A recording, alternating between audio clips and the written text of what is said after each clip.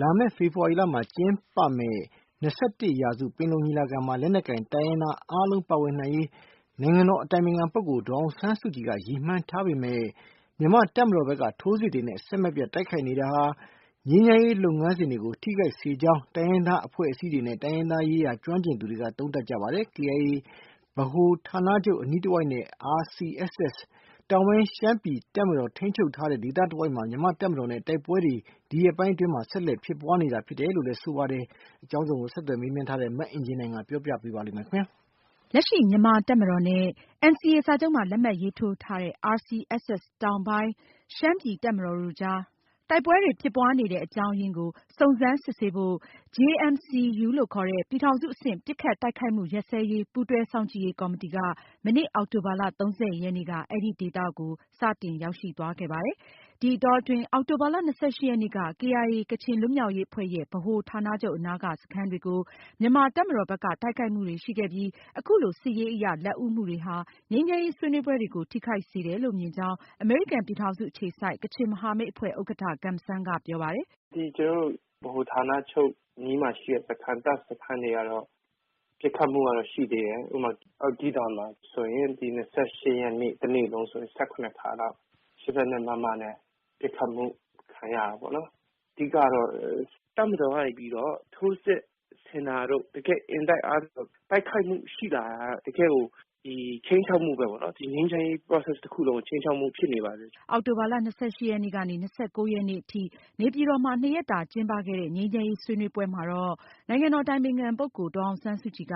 နောက်တဆင့်ဖြစ်တဲ့အမျိုးသားအဆင့်နိုင်ငံရေးဆွေးနွေးပွဲတွေကို NCA အပစ်ရပ်စာချုပ်ကိုအခြေခံပြီးသွားမှာဖြစ်တယ်လို့ပြောကြားခဲ့ပါတယ်။ဒါပေမဲ့ NCA စာချုပ်မှာပါတဲ့အချက်တွေအပေါ်မှာကျေလည်မှုတွေမရှိသေးပဲနိုင်ငံရေးဆွေးနွေးပွဲတွေဆက်ပြီးလုပ်မယ်ဆိုရင်ဒီဆွေးနွေးချက်တွေဟာထိရောက်မှုရှိမှာမဟုတ်ဘူးလို့သုံးသပ်မိကြောင်းမိုင်ဂျာယန်အခြေစိုက်ဖက်ဒရယ်ဥပဒေကျောင်းကကျောင်းအုပ်ကြီးဦးအောင်ထူးကပြောပါတယ်။အဲဒီစာချုပ်မှာကျန်တဲ့တိုင်းရင်းသားတော်လှန်ရေးလက်နက်ကိုင်အဖွဲ့အစည်းတွေကလက်ခံနိုင်တော့တဲ့အခြေခံအနေအထားကိုမပြောင်းလဲမချင်းနိုင်ငံဆွေးနွေးမှုဆိုင်ရာမူပေါင်းကတရားမှုရှိမှာမဟုတ်ဘူး။ဥပမာဆိုရင်ပြီးခဲ့တဲ့ဩဂုတ်လလယ်လောက်ကလေးကအဓိကကြားတဲ့ UNFC တပ်ပေါင်းစုကနေပြီးတော့မူ8ချက်ကိုတင်သွင်းဆွေးနွေးထားတယ်။ဒီကတိုက်ခိုက်မှုရစရေးနဲ့ပတ်သက်တဲ့ကြီးကြပ်ထိန်းသိမ်းရေးကော်မတီကဘယ်နဲ့ပဲဖြစ်နေ။အဲ့ဒါကအလုံးမဖြစ်ဘူးလက်တွေ့ဒီရင်းအခြေအနေမှာ။ဒါကြောင့်နိုင်ငံတကာပါဝင်တဲ့ဒီကတိုက်ခိုက်မှုကြီးကြပ်ထိန်းသိမ်းရေးကော်မတီကိုဖွဲ့စည်းတယ်။ဒီလိုအချက်လက်မျိုးတွေပါတာပေါ့။ဒီလိုအချက်လက်မျိုးတွေပါတော့မှသာလျှင်လက်ရှိဒီရင်းငြိမ်းချမ်းရေးကိုထိန်းနိုင်မှာဖြစ်တယ်။တော့မဟုတ်ဘူးဆိုလို့ရှိရင်ဘယ်နဲ့ပဲရှိရတဲ့တစ်ဖက်ကမြန်မာစစ်တပ်အခြားတစ်ဖက်ကတိုင်းနာလက်နက်ကိုင်တော်လှန်ရေးဖွဲ့စည်းဖြစ်တာကြောင့်တစ်ဖက်ကချိုးဖောက်ခဲ့ပြီးရှိတော့ NCA ကဘာမှအဓိပ္ပာယ်မရှိတော့လက်တွေ့ NCA ကိုလက်မှတ်ထိုးပြီးတဲ့နောက်ပိုင်းပြီးခဲ့တဲ့နှစ်အောက်တိုဘာ15ရက်နေ့ကစပြီးတော့ချိုးဖောက်တာကမြန်မာစစ်တပ်ဘက်ကNCA အပစ်ရပ်စာချုပ်မှာလက်မှတ်ရေးထိုးမထားတဲ့တိုင်းရင်းသားလက်နက်ကိုင်အဖွဲ့တွေကဒီနိုင်ငံရေးဆွေးနွေးပွဲတွေမှာပါဝင်ခွင့်ရှိမှာမဟုတ်ဘူးဆိုတဲ့ကန့်သတ်ချက်နဲ့ပတ်သက်လို့ဆွေးနွေးပွဲကိုတက်ရောက်ခဲ့သူ NCA မှာလက်မှတ်ရေးထိုးထားတဲ့တိုင်းရင်းသားလက်နက်ကိုင်အဖွဲ့အစည်းတွေဘက်ကကိုယ်စားလှယ်တဦးဖြစ်တဲ့ဒေါက်တာဆလိုင်းလျန်မှုန်းဆာခေါင်းကအစည်းအဝေးအပြီးသတင်းထောက်တွေကိုအခုလိုပြောပါတယ်။ NCA လက်မှတ်မထိုးသေးတဲ့အဖွဲ့တွေပါလာနိုင်ဖို့အတွက်ကျွန်တော်တို့နှီးပေါင်းစုံနဲ့စူးစမ်းသွားမှာဖြစ်ပါတယ်။အစိုးရနဲ့ DPN နဲ့ဆက်လက်ဆွေးနွေးနေတဲ့ချက်တွေလည်းရှိပါတယ်။သူတို့ချက်ပေါ်မှာအခြေခံပြီးတော့ဆွေးနွေးနေတဲ့ပိုင်းကိုလည်းသူတို့ဆက်ပြီးတော့ဆွေးနွေးသွားမှာဖြစ်ပါတယ်။တစ်ဖက်မှာလည်းပဲကျွန်တော်တို့လက်မှတ်ရေးထိုးတဲ့ဖွဲ့နဲ့လက်မှတ်မရေးထိုးတဲ့ဖွဲ့ CT နဲ့ DPN ကြားမှာလည်းကျွန်တော်တို့ပုံမှန်ဆွေးနွေးမှုတွေလုပ်နေပါတယ်။ဆိုတော့သူတို့CT နဲ့ DPN ဆက်လက်ဆွေးနွေးပြီးတော့မှသူတို့အားလုံးပါလာနိုင်ရေးကိုလည်းကျွန်တော်တို့ဆက်ပြီးတော့ကြိုးပမ်းသွားမှာဖြစ်ပါတယ်။ NCA မှာလက်မှတ်ရေးထိုးထားတဲ့ KNU ကရင်အမျိုးသားအစည်းအရုံးအခြေစိုက်ကရင်ပြည်နယ်မှာတော့အမျိုးသားအဆင့်နိုင်ငံရေးဆွေးနွေးပွဲတွေကိုနိုဝင်ဘာလအတွင်းစတင်ကျင်းပမှာဖြစ်တယ်လို့အတွင်းရေးမှူးဖဒိုစောကွယ်ထူးဝင်းကသတင်းထောက်တွေကိုပြောကြားခဲ့ပါတယ်။အစိုးရလွှတ်တော်တပ်မတော်တိုင်းရင်းသားလက်နက်ကိုင်အဖွဲ့တွေနဲ့အတူတရားဝင်နိုင်ငံရေးပါတီတွေအရပ်ဖက်အဖွဲ့အစည်းတွေကကိုယ်စားလှယ်တွေဟာအဲဒီအမျိုးသားနိုင်ငံရေးဆွေးနွေးပွဲအဆင့်မှာတက်ရောက်ဆွေးနွေးခွင့်ရမှာဖြစ်ပါတယ်ရှင်။ပါတယ်အကြောင်းစုံကိုဆက်သွယ်မေးမြန်းထားတဲ့မအင်ကြင်းနိုင်ကပြောပြပေးပါလိမ့်မယ်ခင်ဗျာ။လက်ရှိမြန်မာတပ်မတော်နဲ့ NCA စာချုပ်မှာလက်မှတ်ရေးထိုးထားတဲ့ RCSS တောင်ပိုင်းရှမ်းပြည်တပ်မတော်တို့ကြား တိုက်ပွဲတွေဖြစ်ပွားနေတဲ့အကြောင်းရင်းကို စုံစမ်းစစ်ဆေးဖို့ JMC-U လို့ခေါ်တဲ့ ပြည်ထောင်စုအဆင့် ပစ်ခတ်တိုက်ခိုက်မှုရပ်စဲရေး ပူးတွဲစောင့်ကြည့်ရေးကော်မတီက မနေ့ အောက်တိုဘာ ရက်နေ့က အဲဒီဒေသကို စတင်ရောက်ရှိသွားခဲ့ပါတယ်။ ဒီအတောအတွင်း အောက်တိုဘာ ရက်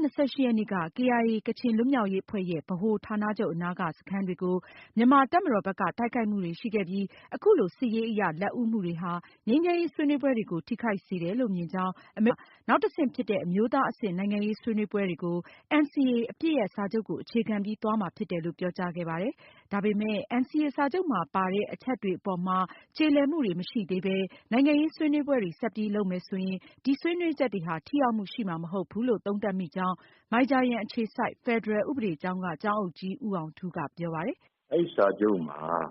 ကျန်တဲ့တိုင်းရင်းသားတော်လှန်ရေးလက်နက်ကိုင်အဖွဲ့အစည်းတွေက လက်ခံနိုင်လောက်တဲ့အခြေခံအနေအထားကိုမပြောင်းလဲမချင်း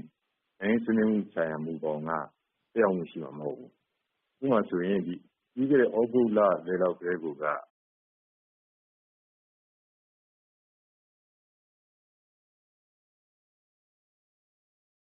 လာမယ့်ဖေဖော်ဝါရီလမှာကျင်းပမယ့် 21 ရာစုပင်လုံညီလာခံမှာ လက်နက်ကိုင်တိုင်းရင်းသားအားလုံးပါဝင်နိုင်ရေး နိုင်ငံတော်အတိုင်ပင်ခံပုဂ္ဂိုလ်ဒေါ်အောင်ဆန်းစုကြည်က ရည်မှန်းထားပေမဲ့ မြန်မာ့တပ်မတော်ဘက်က ထိုးစစ်တွေနဲ့ အဆက်မပြတ်တိုက်ခိုက်နေတာဟာ ငြိမ်းချမ်းရေးလုပ်ငန်းစဉ်တွေကို ထိခိုက်စေကြောင်း တိုင်းရင်းသားအဖွဲ့အစည်းတွေနဲ့ တိုင်းရင်းသားရေးရာကျွမ်းကျင်သူတွေက သုံးသပ်ကြပါတယ်။ KIA ဗဟိုဌာနချုပ်အနီးတဝိုက်နဲ့ RCSS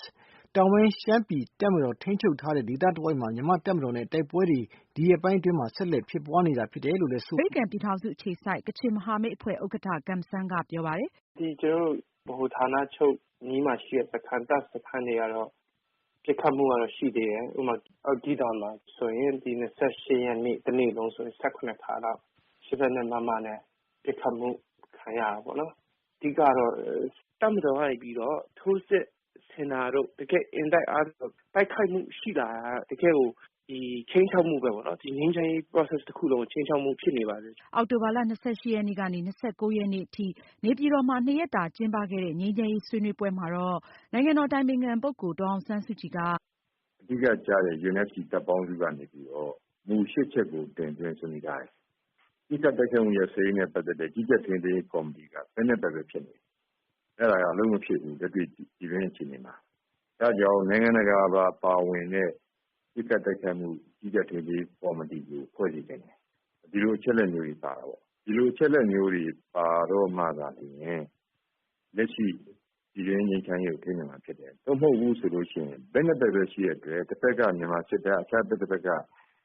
တိုင်းရင်းသားလက်နက်ကိုင်တော်လှန်ရေးအဖွဲ့အစည်းဖြစ်တာကြောင့်တစ်ဖက်ဖက်ကချိုးဖောက်ခဲ့သည်ရှိတော့NCA က